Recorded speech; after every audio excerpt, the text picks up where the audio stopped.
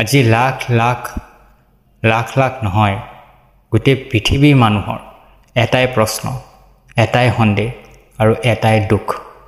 প্ৰথম প্ৰশ্ন এইটো যে জুবিন দাৰ লগত ইমানখিনি মানুহ থকাৰ বাদেও জুবিন দাই সেই ধৰণৰ সংৰক্ষণ কিয় নাপালে যি ধৰণে তেখেতে পাব লাগিছিলে।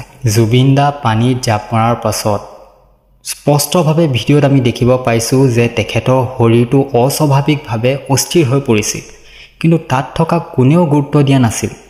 জুবিন দাৰ তাৰ পাছৰ মুহূৰ্তখিনি কোনো প্ৰকাৰে পোহৰলৈ অহা নাই নে আহিব দিয়া নাই। CCTV ফুটেজ ক'ত নে নাই। আৰু চবতকৈ গুৰুত্বপূৰ্ণ কথা এইটো যে জুবিন দা পানীত জাপ মৰাৰ পাছত ভিডিঅ'ত স্পষ্টভাৱে শুনিব পোৱা গৈছে পিছফালৰ পৰা কোনোবাই কৈছে যে জুবিনৰ পানীৰ পৰা বহুত বেছি ভয় আছে। জানিও কিয় এনেধৰণৰ ভয়াৱহ কাৰ্য কৰিব দিয়া গ'ল জুবিন দাক, কিয় কোনেও বাধা নিদিলে।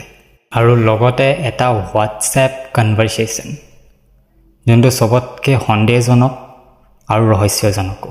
সেই হোৱাটছএপ কনভাৰচেশ্যনটোত দেখিব পোৱা গৈছে যে জুবিন দা ইয়াত থাকিলেও মৃত্যু হ'লহেঁতেন।